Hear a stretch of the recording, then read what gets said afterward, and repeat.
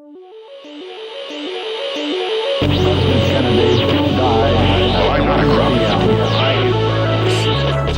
everyone and welcome to Journalism 2050. This is a podcast about the future of journalism and about the past of the future of journalism.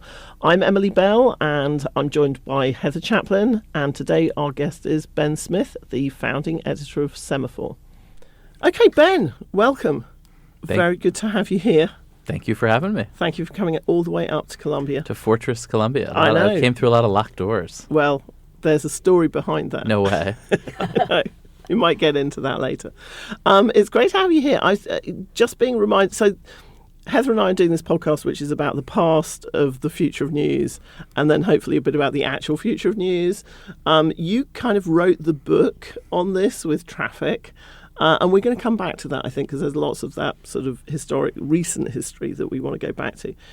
But you were really talking about this pretty intensely when the book came out sort of 2 years ago. And I was just thinking, listening to some of your interviews, how much has even changed in 2 years. So you're just starting Semafor. Now we're kind of 2 years on. Tell us, first of all, how it's going, but also how is the landscape now for journalism and how is it different to how you maybe thought it would be when you were getting going?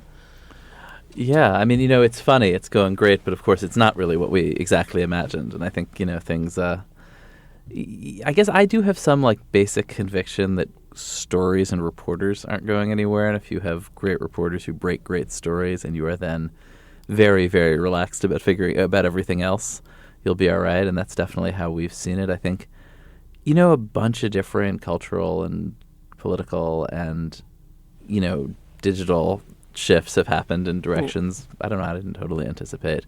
For us, it's meant different things. It's meant that this trend toward a sort of connection with individuals rather than institutions has kept accelerating, and that's certainly something we've built around. It's meant that in-person convening, I think particularly post-COVID, has taken off in a way I didn't totally anticipate. I mean, we knew it would be a big part of our business, but we've really been able to build a big business around that and kind of a journalism business in the heart of a convening business. And then why do you think, I mean, post-COVID, everybody wanted to get out and meet people. Why do you think the in-person convening is so big, particularly when we know it's quite possible to convene and not be in the same space as each other? Right. Why are webinars so awful? It just it feels like the logical conclusion of the general kind of toxicity of these public digital spaces, and sense, it's kind of like the logic. If you go from from X to a group chat, the next step is meeting in person. Right. And obviously it's also, I think, for from a business perspective, it's the one media business that is defensible from AI. Right. I was going to say, yeah, we should talk about that, because you said something I think which is very smart in a recent interview about people just basically want to read or see things which are from humans. Which seems like such a basic point. Yeah, maybe that's wrong. I think whenever I have less conviction around that than I used to. I mean, but yeah, I think there's something somebody said to me. An AI can't intend anything. It can say things, but it can't intend them, and it's kind of an interesting distinction. So we get a lot of this stuff about it's not the attention economy, it's the intention economy, which drives me nuts. Oh, gosh. Well, I don't even really know what that means. That's a great line, but I have no idea what that means. No, yeah, exactly. I haven't even heard that line. Oh, I'm glad to be able to Did you just make that up? No, I did not, but I'm pleased to introduce it to you. It honestly sounds like it comes out of the marketing. Our friends in the marketing business. I'm going to forget it right now. Okay, I never heard it. Forget immediately. I know we're taking you off the question we asked, but I do find this success from a business perspective of live events fascinating. I keep thinking if you were a novelist right now, what would you make of that? That there is something profound about the desire to make eye contact with other human beings at this moment in history. Yeah, when the digital space is kind of increasingly unreal. Although and we're all being told that the AI is about to take over and that we won't even exist anymore or have jobs, that then we're all hungering somehow to be with other messy humans. Yeah, and it also, I don't know, there's certainly more broadly been this return to a kind of 19th century media landscape with these partisan publications and in silos and different senses of truth. And another feature of that is that all the great writers were Emerson and Thoreau and Douglass and, were traveling speakers first who made their money, doing gigs. And what we think of as their books was like kind of the secondary product. Yeah, that's such a good point. I don't know. I love a historical reference. So. This is your talking Heather's language. We found it difficult to get past the levelers in this show about the future of journalism because it's like... No, but it's true. We're going back. I think people forget that ideas about what the free press was supposed to be have changed over time. And there was a time when it was just partisan, and that was just the way it was. It was paid for by political machines. And a lot of what we do at the Town Centre has been just accidentally this tracing of dark money going into local news systems, and it's kind of ended up being called pink slime, which is not a great set of words for it, but it is interesting that this is exactly where we were 300 years ago, that parties were the people who funded the press. Digital spaces, kind of Semafor, you've been pretty open about just the fact that you have sponsors or you take sponsors for convenings or newsletters and things. Advertising. Advertising. Is that not? Are we not allowed to be in the advertising business anymore? Did I miss that? Well, part? I don't know. I think that there was. It was interesting. I do feel like there was a moment. There was like a year when the future of media was subscriptions only, and advertising was bad and corrupting, and no one should do it. And now, I think a lot of people who founded businesses in that moment are sort of panicking about how that turns out to be a pretty limited business. That's quite interesting to talk about that, because that's not always the impression that's still projected. Is like, because it is the case that advertising has been pretty resilient actually just last few years. It's a big important industry and has been for a long time. I guess I think my own view on this is that everybody talks their book, and in any business. And in journalists just love to moralize. And so people moralize about their revenue streams. And it's like journalism's a tough business. And if you're going to build a successful journalism business, you're going to sell ads, you're going to do events, you're going to have subscriptions, you're going to license stuff, who knows? And you should not go out deciding that one of these things is more moral than the other. Like they all have they all have their risks. Advertising can be corrupting. Subscriptions, you can really become captive to sort of a rabid partisan base, the way cable television is, which is a subscription business. They're all fraught with peril, and commerce is a complicated thing. But I do think it's been a sort of liability for publishers to get into these virtue signaling debates about the revenue side. It's like just like keep your worries about virtue and ethics to the journalism, and let people find ways to finance the journalism. Is my view. That's somewhat at odds with the moralizing that we like to do. I like to do a bit of moralizing. So moral. Only government money is acceptable. Yes, exactly. Only government money. I'm British. That's the really pure way to fund journalism, and completely completely unproblematic as well. Exactly. You may have noticed. So going forward, one of the things that I've been very interested in is having spent a fair amount of my career sort of predicting where we're going next. And when I look at you, I look at somebody who's been more successful than anybody else about predicting from a journalistic point of view where to move next just before the market moves in that direction. So are you going to be leaving Semafor and setting up a small library business in rural Vermont or whatever it is? A bookstore. It's funny. I don't think of myself as ever predicting anything. Like, I'm really not a deep thinker about this stuff. I just swim. I've always swum, like, in the sewer with, wherever, and you can kind of feel where it's full of digital media. It's not a very nice way to talk about the New York Times, Ben. But no, I think, I was lucky enough, and I think it's actually just to some degree when I happened to get into the business in the early 2000s that I think people a little older than me already had real jobs and felt like, I'm not going to go do this weird internet thing. And then there were just a handful of people who, just partly because of just literally when you entered and what your job was, it was like, these seems like you can't ignore these blogs. I'm working for a weekly newspaper, the New York Observer. It seems like I probably ought to figure out how to have one of these because obviously they're a thing. But also I'm not important enough that I can't just kind of wander off and write a blog and it's not going to, and I actually have important work that will distract from. And so I so I started doing this blog, and it was just immediately you could feel this kind of connection to an audience that was totally different. And the feedback loop, and I'm really like a scoop-driven beat reporter. Right. And the feedback loop with sources was just unbelievable. And I was breaking so much news, and they were people, you could feel that people wanted the next. And this is in New York in 2004, 2005, writing about the mayoral race. Between and actually, scoop is a strong word for some of it. It was such a different moment that if the mayor had a press conference at 11 a.m., like I could then go there, take some notes, go out to lunch, write on my blog about it at 2 p.m., and that would be the first place that you could find out what the mayor had said until midnight, when the New York Times put its edition online and might have a quote from the press conference or might not. So that's like sub scoop. But there was just this ability to put information that you knew a community of a few thousand people who ran New York City like really wanted, or that this consultant had been hired by this campaign, that Risa Heller was going to be Chuck Schumer's new communications director. And I remember she has this. She's a very powerful New York comms person now who has this story about like, what the hell is this? Like, who is this? Why is this on the internet?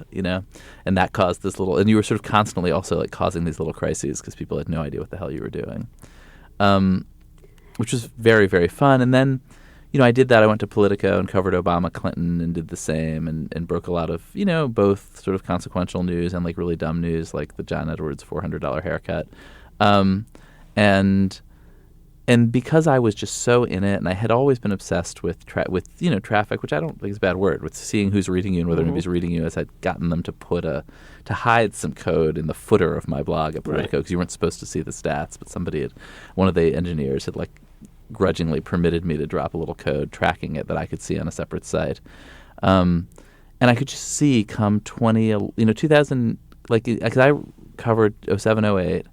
And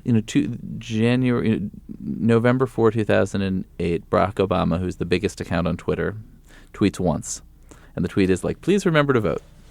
And over the next 2 years, really, you could just see, and I could see, like, just literally, I knew who my readers were in a literal sense, like I knew their names, and I could just see them moving over to Twitter from these blogs, and these blogs, which had been their own little vibrant ecosystem, where people would basically get new audience by fighting with each other.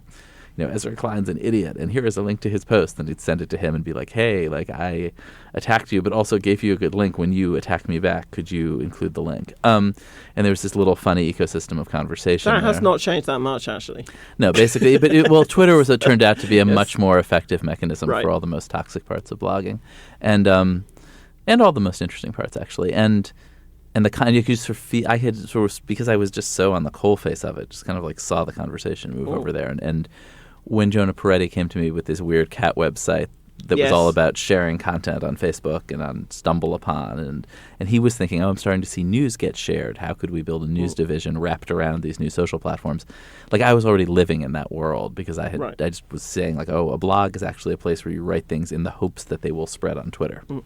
And it makes me wonder, in this moment where people, it's sort of dinner conversations tend to, what are you going to do when the apocalypse happens? What was the vibe in 2008 when you were doing this? Did you have a sense of the future sort of being open and exciting? Because one thing we're really struck about here is how much has changed so quickly. I mean, my dinner conversations are all about fast, free buses. But, okay. Right. But the... I'm of an age where fast, free buses are just going to be my reality going forward. I don't need a new mayor. But you take my point, right? That it can feel so frightening right now, especially if you're thinking about the future of journalism. That what did it feel like in 2008 when you were sort of right at the epicenter of this new wave? Well, I guess I'd separate the future of sort of journalism as in kind of the market cap and employment figures at media companies, which have been obviously in serious decline for a bunch of reasons that have to do with local American newspaper publishing that kind of probably aren't worth revisiting here, and the future of kind of information and discourse and democracy, which I was incredibly optimistic about. And I think people who, I think anybody who was, most people who, kind of came up, I was in college in the 90s, on the Usenet, and then the sort of it was so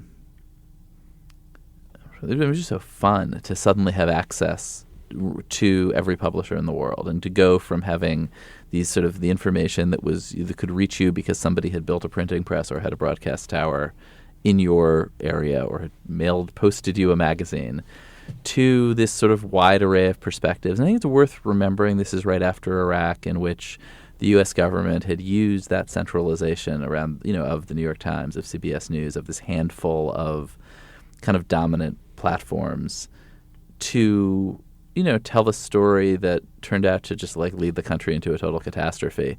And I remember thinking back then, like, wow, like imagine if in 2003, like the Iraqis were all on Twitter saying, like, being like, hey, no, like things aren't cool, like they're looting the museum.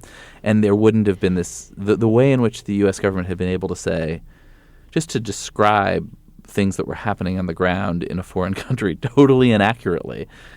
And then there was, I would say, a 15-year period in which it was hard to do that. And by the way, now that's back. But I was going to say, we now seem to be talking about the same thing. But there was a sense of like, wow, you can get this incredibly diverse array of perspectives. You can have these arguments that are often really around shared facts, but from perspectives that have been totally shut out of the conversation, left and right, culturally diverse, international in particular. It was incredibly exciting, actually. And I was, had this blog, and I was this great Polish writer, Michał Kolanko, who I think now a big Polish political reporter, but he was at some weird Polish blog, and he'd be sending me like, here's this crazy story in Poland and how they see Obama, and that would then go viral in the U.S. And it was just, it's very kind of open, and there's just a sense of kind of real openness and optimism. And I've seen you quoted as when you wrote Traffic that your central question was, what was that? Yeah, what just happened? And I think what's the answer? I mean, what happened? I wrote it I guess like after 2016, like in the sort of, I published in 2022, but really like it felt to me like there was some point, and I guess this is, obvious, like I left BuzzFeed in 2018, and there was some moment where clearly some episode had ended, and I did wonder to myself, like, yes, as you said, like what just happened, and I think and also sort of when that idea that what this was this very open, democratic, utopian space, and honestly, like it could have been, maybe it was open and democratic, but not utopian, right? Like there's, I think that a lot of this is very democratizing, and maybe people are less enthusiastic about small d democracy than we all thought, but. I think, the core thing that happened starting in like 2014, 2015, there's a day in March in 2015 that people describe as the last good day on the internet. Charlie Warzel wrote a piece about this. In the morning, some llamas got loose in Arizona, and everyone in the whole country was just like watching and tweeting about these llamas evading the local sheriffs on as helicopters filmed the whole thing, and they ran around strip malls. And then in the afternoon, a woman who'd been at a wedding in Scotland, in the Hebrides, I think, messaged the BuzzFeed Tumblr account and said, hey, my mom took this picture of a woman wearing a dress, and we can't decide whether it was and I think it was white and gold, and she thinks it's black and blue, and it's so weird. BuzzFeed, could you help us figure it out? And pretty soon everyone's standing around behind the woman who runs the Tumblr account arguing about the color of the dress. And so she puts it on the internet, and it became this kind of like very silly global phenomenon instantly, and a kind of instant global culture I'd never seen before. My colleague of mine was in Jakarta that day giving a speech at a conference that morning at 9 a.m. in Jakarta, which was, I don't know, like 6 or 7 p.m. in New York. And by the time he got on stage in Jakarta, it was all anybody wanted to talk about. And we had this sense of like, wow, this is this really kind of positive phenomenon. This is like silly but fun, totally harmless, instant global culture. I think looking back about it, the thing about that was like so fundamental, and the reason it spread was that it was divisive, just in the literal sense. It divided between people who saw it one way and saw it the other, provoked silly and good-hearted but fundamentally arguments and which the platform saw as engagement and amplified it to everybody. Right. And I think, and we then picked that up in, it was BuzzFeed. Like, I think we were sort of thinking about, okay, like, what else is divisive like that? And olives are very divisive. Some people like olives. Some people don't like olives. So we provoked some arguments about olives. But then, we had actually in some ways a fairly traditional attitude toward journalism and toward, being fair and telling complicated stories. And so resisted the temptation to treat our political journalism that way. And when I ran into Steve Bannon the next year when he was running Trump's campaign, he was just like so puzzled why we hadn't taken that Wow. insight to attacking Hillary Clinton and promoting Bernie Sanders, which would have been the obvious logical conclusion of it. That's super interesting. That is so interesting. So the dress is responsible for the Trump campaign. I believe so. That woman in the Hebrides is the butterfly who flashed her. I was going to say this is the flapping of the butterflies. That is so interesting. Or at least it revealed what was happening inside the system. It wasn't nothing. And the platforms benefited, as you say, sort of hugely from likes and shares being. I remember Corey Seeker coming to one of my classes and saying to my students, "What you have to really understand is that likes and shares equals revenue," and it was like one of those things where we all understand that now, but I think at the time it took journalists a while to really understand how the currency of discourse was like a real-time trading room. Yeah, I mean, I don't think I think the platforms were not that cynical, and the people running them didn't really understand what was happening either, and were looking at it from kind of the other end of the telescope. Like they're just seeing a system, and they're trying to drive time on site and engagement. They are not saying, "Hey, like this is a really clever way to make a little more money, and we don't mind the fact that we're going to be hauled in front of Congress next year and be accused of ruin." I don't think they understood what was happening at all. And in fact, I remember because they were looking from the other side of the telescope. They were just like, oh, these people seem engaged. These users seem engaged. And I think, I remember at the time, Jonah had gone to see a senior executive at what was then called Facebook and said, hey, like, remember that dress thing? Like, wasn't that cool? And the guy was like, no, that was terrifying. Like, we're not sure what happened there. We do not want it to happen again. We're going to start breaking these connections so that doesn't happen again. Wow. It never did. Why? What was the articulation? I mean, there's a sense that they'd kind of lost control of the system. Yes, things ran out of control. And it's so fast. I remember you could have something everywhere in the whole world in an hour. I don't know if you were at this meeting, but I remember going to a meeting where Facebook's offices downtown here, where they were showing a group of journalists and academics the social graph and saying, hey, and now you'll be able to just make these connections. And we immediately started going, oh, wow. So if there's like a high school shooter, then and you could see them, actually, the panic in their eyes. This is not how they think about the world. And it was not how they thought about the world at all. And we'd all gone to the very worst, darkest kind of use for this thing that they were going to and they're professional optimists. Yes, that's a very good way of putting it. Yeah, but that's not the case now. I mean, the kind of the. Do you not think the blinkers are off? And no, what do you this AI thing? I mean, the way when you talk to people running AI companies, I mean, they have this sort of, to me, marketing thing about how maybe it's going to cause the apocalypse. But most of the people working on it are just really excited about it and full speed ahead. I talked to a guy yesterday who's very excited about the possibility of AI to smell things and also emit smells. God. And I think it's actually a very cool company in the perfume space, but also I think he's trying to disrupt dogs. It's incredible. Oh my God. Trying to disrupt dogs. Oh, good luck with that in New York City. You mess with the dogs, that's it. You're done. You don't need a dog to sniff things anymore. You can carry a giant nose. I'm not a big dog fan myself. See? So you welcome our AI overlords, noses, etc. If it'll get rid of dog shit all over the I do think sidewalks. that's because I think we're totally doing it again. I think that's sort of the whatever. That's that's America. We get excited about stuff and just kind of run with it. And that would include a kind of techno-authoritarianism as well, which says that everything now has to be aligned. Actually, there was a question I wanted to ask you about something you've been asked about a lot, which is when BuzzFeed did not sell to Disney. And I wondered, do you think if you'd taken that deal, or if Jonah had taken that deal, would you now be either A, Nate Silver, or B, Barry Weiss? So in other words... Me personally?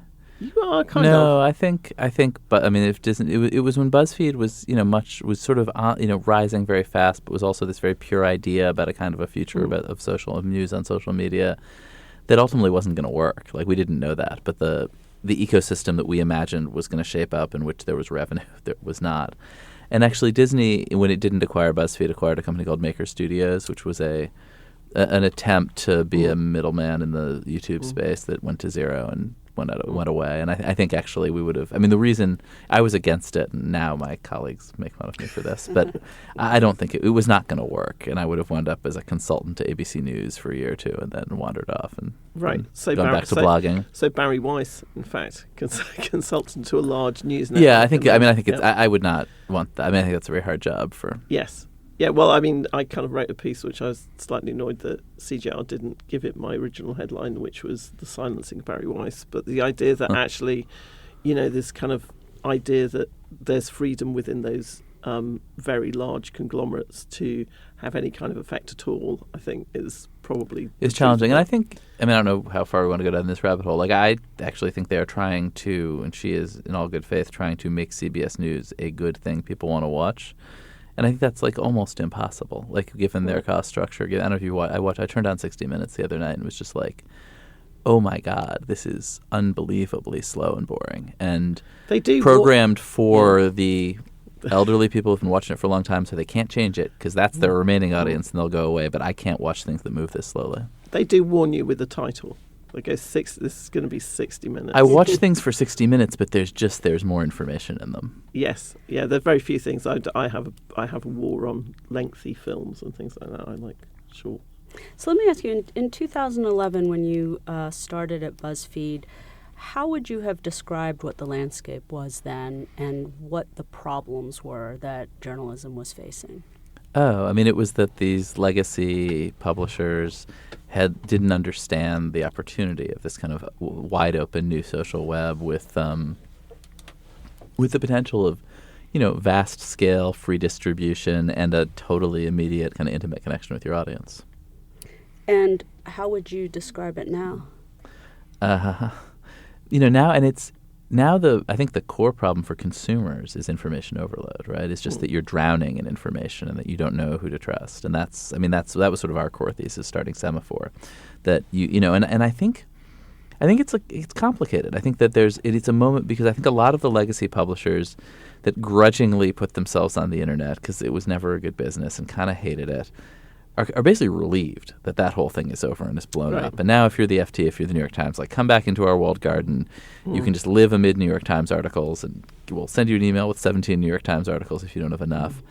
And I actually think that's kind of a bit of and we are so relieved that we don't have to deal with this kind of open internet that we're sure our consumers are similarly relieved. I actually think that's kind of a misread. Like everybody loved having access to the greatest journalism from everywhere in the world. And the fact that this delivery system for it has collapsed into a total mess doesn't mean people want to go back to I only get one newsletter and one newspaper and one television station, and I don't want that diversity of voices. I mean, I think Substack's success kind of proves that. And so we definitely are trying to, be a synthesis of those things to say you've got, we're going to give you great original journalism, but we're going to spend a lot of energy and take very seriously the idea that we're reading everything for you and trying to give you the best of everything. Try to give you views that deeply disagree with each other and maybe with us, because that's part of understanding the whole landscape. So we train journalists here, and I was very heartened to hear you say earlier on, fundamentally, just the business of what is a story and how do you go after a story and reporting it and getting it before everybody else and maybe better than everybody else is still the kind of, that's still a function that has value. Yeah. Is that we sort of believe that, right, as a kind of training mechanism. And you sound doubtful. To say, no, but I mean, I think that we were talking about what is the biggest problem for journalism at the moment. I said, I think that one of the biggest problem we face is that there are a lot of people who just don't want us to do journalism, that they want journalism to be something different than what it is, which is, a mechanism for telling people what's going on in the world with a kind of a basis in fact. That's not what corporations want. It's not really what political parties want. And, it is hard. It feels to me like it's harder to do journalism today. But do you think you look sceptical about that? I think we tend to tend to romanticize the past a little, and I mean, I think there was this period in the 20th century when, for totally technological reasons, when for purely technological reasons, really the expense and regulatory constraints around broadcast towers and spectrum, the sort of expense of large-scale printing and distribution meant that that publishing was very, very, very consolidated around a few voices, and for reasons having to do with the advertising industry, these voices wanted to reach members of both political parties to sell them all mattresses, and that was in that period had its positives and its negatives, and I guess I sort of feel nostalgic for it too, but I don't think it was the norm, and I don't think that there was some. And I think people tend to look for some journalistic or political sin that, got us tossed out of Eden. And it was obviously a period that was shaped by technology in a short one. But one doesn't have to glorify the past to see the threat of the future. Oh, no. We like to see the threat of the future here. So I guess I'm struck by the look on your face of sort of doubt when Emily was saying that, because do you feel that journalism sort of isn't under threat right now? I think, let's see. I mean, I guess I would sort of break it down. I mean, I think that the U.S. federal government right now is using federal power to threaten, these consolidated media companies in a way that's, I think, terrible and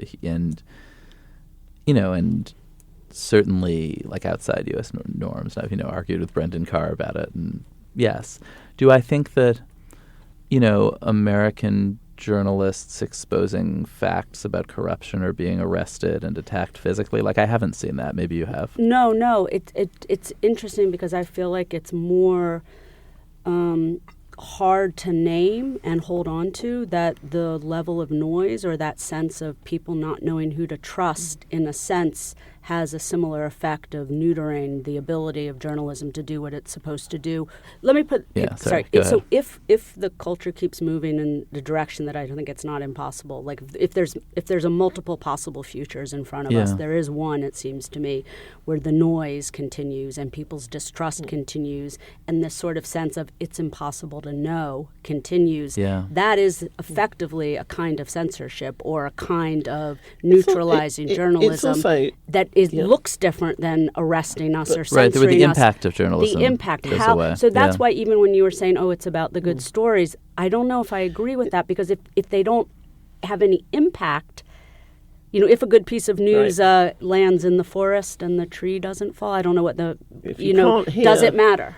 One newspaper being opened. I think I agree with you. And I think, we didn't just sort of veer into AI, the kind of the liar's dividend of of being able to deny the reality, if anything, is in a way the scariest part of AI. Not the fake things, but the sort Exactly. I wonder whether you kind of feel less affected by the threat of this, partly because you're more of an optimist. Heather and I are not very optimistic, it has to be said. But also whether because you're addressing, at Semafor, you're addressing business audiences, and there's a very long and strong tradition of businesses only paying attention to really high quality information, whether it's the Bloomberg terminal, the Reuters feed, whatever, paying for higher quality information, paying to talk to each other directly. One of the things that I think is interesting is how the business press is very unaffected by a lot of this, because you have to make money in the markets. You need to know what's going on, that feels to me like that feels like there's a bifurcation now of the market between those people and everybody else. Yeah, it was a yes and yes. Obviously, I wouldn't be doing what I was doing if I wasn't kind of a maniacal optimist. But also, we definitely think of ourselves as talking to a kind of subset of people who have to make decisions, who don't treat news as entertainment, who understand and are sick of the kind of game of writing, of telling you what you want to hear in exchange for subscriptions and clicks and whatever, and really, really can't afford to be lied to, whether it's because they're business decision makers or people making decisions in other spaces, but who actually really feel some compulsion to understand what's happening, even if it's not exactly what they want to hear. The headline of your first column at the New York Times in 2020 was "The success of the New York Times may be bad news for journalism." Do you still feel that way? Yeah, for sure. I think I see you'll have to check this stat, but I think I read that sort of more than 1 in 10 journalists in America work for the New York Times. I think it's bad for the Times. it makes them it's probably good for their business, but it makes them a kind of target for and a metaphor for capital J journalism. Any mistake they make is a metaphor for what's wrong with everything in America. This is my least favorite part of being at the Times. I would tweet something stupid, and the immediate response is when people would quote tweet it and say, New York Times reporter.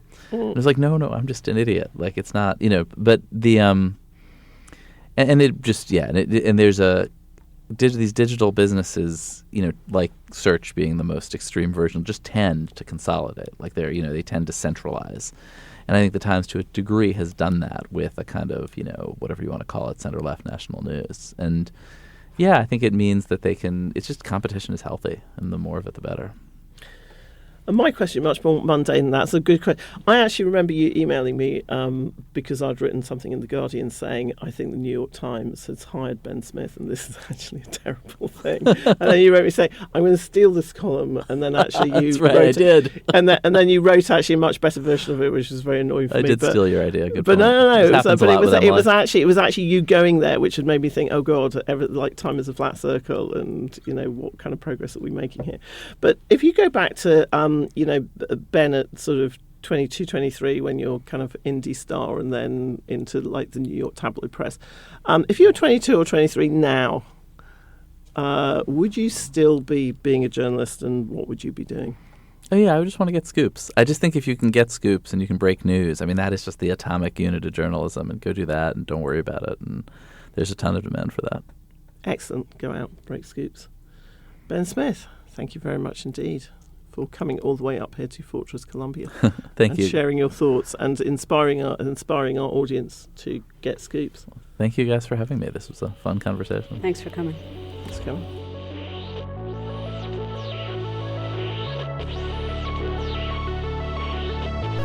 Journalism 2050 is a co-production of the Tower Centre for Digital Journalism at Columbia Journalism School, the Columbia Journalism Review, with help from our friends at the Journalism and Design Lab at the New School. Our producer is Amanda Darroch, our production coordinator is Hannah Joy, and our researcher is Sam Earle. Find us wherever you get your podcasts.